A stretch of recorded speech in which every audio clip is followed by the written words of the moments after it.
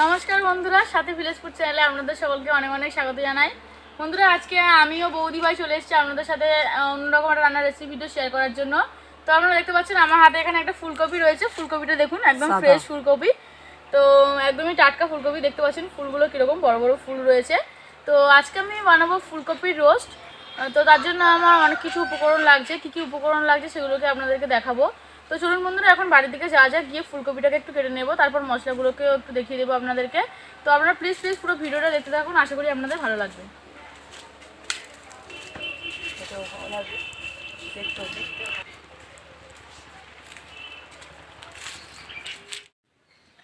বন্ধুরা, আমার ফুলকপি রোস্টের জন্য যে উপকরণগুলো দরকার সেগুলোকে আমি কেটে গুছিয়ে নিয়েছি। তো আপনাদেরকে একটু দেখিয়ে দেবো। আমি এখানে ফুলকপি একটু বড় সাইজ করে কেটে নিয়েছি। এই যে দেখুন ফুলকপিটার এই যে ডাঁটি রয়েছে, ডাঁটিটাকে কিন্তু আমি একটু অর্ধেক করে চেলা করে নিয়েছি, যাতে ডাঁটিটা একটু ভালো করে সেদ্ধ হয়ে যায়। তো এটা সেদ্ধ হতে একটু সময় লাগে। তো আমি ফুলকপিগুলোকে একটু বড় বড় সাইজ করে কেটেছি। ও আমার ফুলকপি রোস্টের জন্য যে মশলাগুলো দরকার সেগুলোকে আমি আমাদেরকে একটু দেখিয়ে দেবো। আমি এখানে নিয়েছি নুন, একটু গোটা জিরে, গোটা এলাচ, দারচিনি, একটু গোলমরিচ। ও এখানে নিয়েছি ঝাল লঙ্কার গুঁড়ো, একটু লাল লঙ্কার গুঁড়ো, হলুদ গুঁড়ো, জিরে গুঁড়ো, ধনে গুঁড়ো, গরম মশলা গুঁড়ো ও বাটা মশলার মধ্যে নিয়েছি, সেগুলোকে একটু দেখে নেবে। আমি এখানে নিয়েছি চারমগজ ও কাজু বাদাম, আমি একসঙ্গে বেটে রেখেছি। এখানে একটু টক দই নিয়েছি, একটু ফেটিয়ে রেখেছি। এখানে একটু আদা বাটা নিয়েছি। বন্ধুরা, আমি এখন টক দইয়ের সাথে কাজু বাদাম ও চারমগজ বাটাটাকে একটু ভালো করে মিশিয়ে নেব। বন্ধুরা, এটা হচ্ছে চারমগজ ও কাজু বাদাম বাটা, আমি একটু মিহি করে বেটে রেখেছিলাম। তো এখানে আমি ফেটানো টক দইটাকে দিয়ে দেবো। এটা একসাথে ভালো করে একটু ফেটিয়ে নিতে হবে, একদম ক্রিমের মতো করে। এটাকে ভালো করে ফেটিয়ে নেব। বন্ধুরা, এই তিনটে কিন্তু ফুলকপি রোস্টের প্রধান উপকরণ। এইটা ছাড়া কিন্তু ফুলকপি রোস্ট হবেই না। আমি এটাকে প্রায় 5 মিনিট ফেটিয়ে নিয়েছি। এখন আমি উনানটা ধরিয়ে নেব। উনানে কড়াইটা বসিয়ে দিয়েছি। বন্ধুরা, আমি প্রথমে কড়াইতে সামান্য পরিমাণে একটু জল দিয়ে দেব।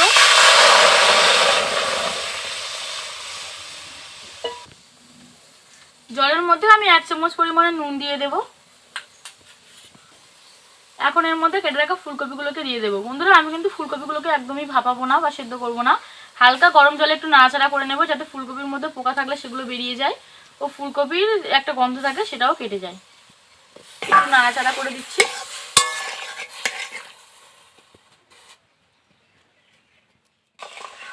আমি ফুলকপিগুলোকে গরম জলে একটু ভালো করে নাড়াচাড়া করে নিয়েছি।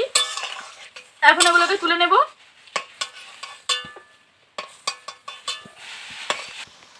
দেখুন বন্ধুরা, ফুলকপিগুলোকে জল থেকে তুলে নিয়েছি। এখন কড়াইতে তেল দিয়ে দেব।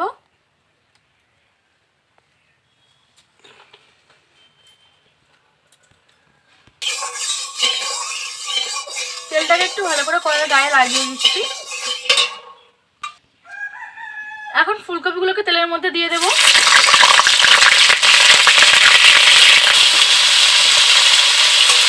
ফুলকপিগুলোকে একটু লালচে রং করে ভেজে নিতে হবে।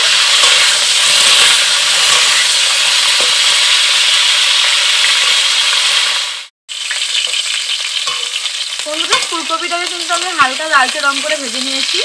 এখন ফুলকপিগুলোকে তুলে নেব।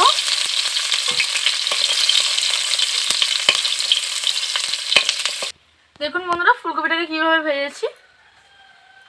আমি তেলের মধ্যে এখন গোটা গরম মশলা দিয়ে দিচ্ছি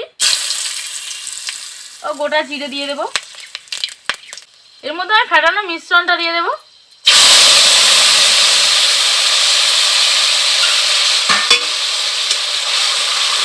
একটু নাড়াচাড়া করে নেব।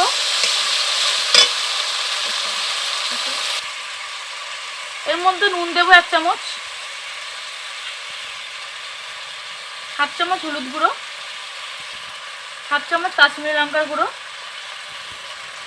1/2 চামচ ঝাল লঙ্কার গুঁড়ো, 1/2 চামচ ধনে গুঁড়ো, 1/2 চামচ জিরে গুঁড়ো। এগুলোকে একটু ভালো করে মিশিয়ে নেব।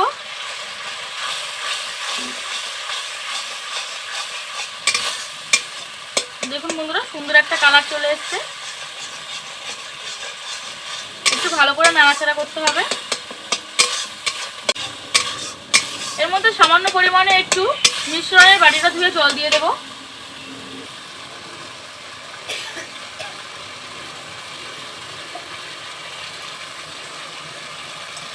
জল দেবো।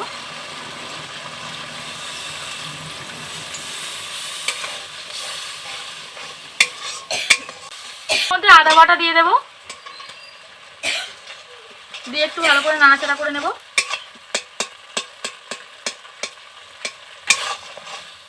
বন্ধুরা আমি মশলাগুলোকে কিন্তু খুব ভালো করে কষিয়ে নিয়েছি। এখন এর মধ্যে ভেজে রাখা ফুলকপিগুলোকে দিয়ে দিতে হবে, দিয়ে একটু ভালো করে নাড়াচাড়া করে নেব।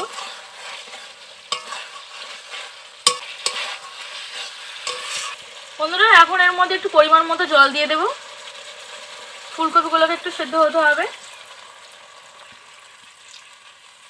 বন্ধুরা খুব বেশি জল কিন্তু এই রান্নাটাতে দেওয়া যাবে না, কারণ ফুলকপিগুলো তাহলে ভেঙে যেতে পারে, দেখতে ভালো লাগবে না। আমি একটু অল্প করে জল দিলাম ফুলকপিটাকে সেদ্ধ হওয়ার মতো।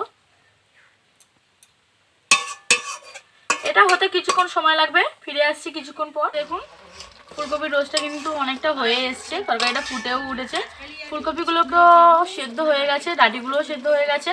তো আমি আর একটু পরেই গরম মশলা গুঁড়ো ছড়িয়ে এটাকে নামিয়ে নেব, আর কিছুক্ষণ হবে।